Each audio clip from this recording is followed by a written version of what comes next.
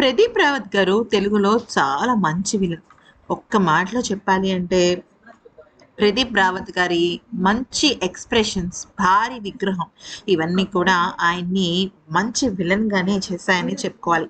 అయితే ముఖ్యంగా చెప్పాలి అంటే ప్రదీప్ రావత్ గారి జీవితంలో చాలా రకాల ఒడిదుడుకులున్నాయి.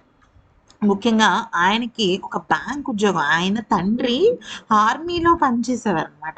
సో, ప్రదీప్ రావత్ గారు ఫస్ట్ నుంచి కూడా మిలిటరీ స్కూల్స్‌లోనే చదువుతూ ఉండేవారు. అయితే ఈ విషయంలోకొచ్చినట్టయితే ప్రదీప్ రావత్ గారి విషయంలో ముఖ్యంగా వాళ్ళ ఫ్యామిలీ విషయంలో చాలా రకాల ఒడిదుడుకులు ఏర్పడ్డాయి. హీరోలకు ఫ్యాన్స్ ఉండడం సహజం కానీ ఇలాంటి విలన్స్‌కి కూడా ఫ్యాన్స్ ఉంటాయని నిరూపించారు ప్రదీప్ రావత్ గారు. చేసిన సినిమాలు తక్కువే కావచ్చు, లెక్క పెట్టేవే కావచ్చు. కానీ నిజం చెప్పాలంటే ఆయన చేసిన విభిన్నమైన సినిమాలు సూపర్బ్ అనే చెప్పాలి.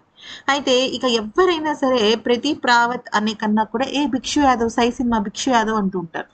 సో, ఇక అదంతా పక్కన పెడేస్తే ఆగస్టు 4వ తేదీ రాత్రి ఆయన గుండెపోటుతో చనిపోయారు. ఆయన మరణం చిత్రసీమకు తీరని లోటుగా భావించాలి.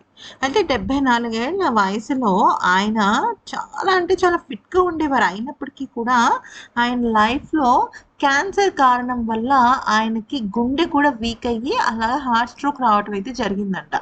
ముఖ్యంగా చెప్పాలి అంటే ఒక్క మాటలో చెప్పాలి అంటే ఆయనకి క్యాన్సర్ వచ్చింది కరెక్టే.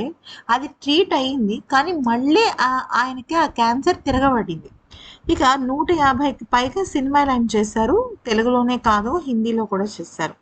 ఇక 2004లో వచ్చిన 'సాయి' సినిమా ఆయన జీవితాన్ని ఒక మలుపు తిప్పిందని చెప్పుకోవాలి. ముఖ్యంగా తెలుగులో ఆయన చాలా అంటే చాలా ఫేమస్ అన్నమాట. 2005లో 'గజినీ' సినిమాలో విలన్‌గా, తర్వాత 'భద్ర', 'ఛత్రపతి', 'లక్ష్మి', 'స్టాలిన్', 'దేశముద్రు', 'యోగి', 'జగడం' ఇలా ఒకటేమిటి 100 సినిమాల్లో నటించారు. ఇక తర్వాత ఆయనకి క్యాన్సర్ అని తెలిసినప్పటి నుంచి కూడా ఆయన సినిమాలకు దూరంగా ఉన్నారు. అయితే ఆయన ఆస్తి దాదాపుగా 50,00,00,000కు పైగానే ఉంటుంది. ముఖ్యంగా ఆయన రోజుకి రూ. 3,00,000 వరకు రెమ్యూనరేషన్ తీసుకునేవారు. అంటే ఆయనకి సినిమా లెక్క కాదు. డేస్ లెక్క అనమాట. ఆయన ఎన్ని రోజులుంటే అన్ని రోజుల పాటు షూటింగ్ చేస్తే రూ. 3,00,000 పర్ డే అనేది ఉంటుంది. ప్రదీప్ రావత్ గారికి ఇద్దరు కుమారులున్నారు.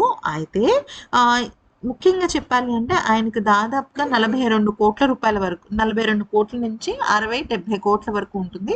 వాళ్ళ మిసెస్ పేరు మీద, వాళ్ళ పిల్లల పేరు మీద కూడా ఆయన ఇన్వెస్ట్‌మెంట్స్ చేశారు. ముఖ్యంగా ఆయనకి చెన్నైలో, హైదరాబాద్‌లో, ముంబైలో అలాగే పూణే ఇలాగా రకరకాల ప్లేసెస్‌లో చిరచరాస్తులున్నాయి. మంచిగా లగ్జరీ బంగ్లా ఒకటుంది. కార్లు గట్రా ఉన్నాయి. ఆయన ఎప్పుడూ కూడా చాలా పద్ధతిగా ఆయన ఒక జీవితాన్ని ఆయన నిర్మించుకున్నారు. సినిమాలు అనేవి ఇవాళ ఉంటాయి, రేపు పోతాయని తెలుసుకున్న ఆయన కరెక్ట్‌గానే ఆయన ఇన్వెస్ట్‌మెంట్స్‌ని చేశారనమాట. అది ఫ్రెండ్స్ విషయం. ఈ వీడియో గనుక నచ్చితే లైక్ చేసి సబ్స్క్రైబ్ చేసుకోండి. ఆయన తన ఆస్తి మొత్తాన్ని కూడా తన భార్య అలాగే ఇద్దరు మగపిల్లల పేరున రాసేశారనమాట.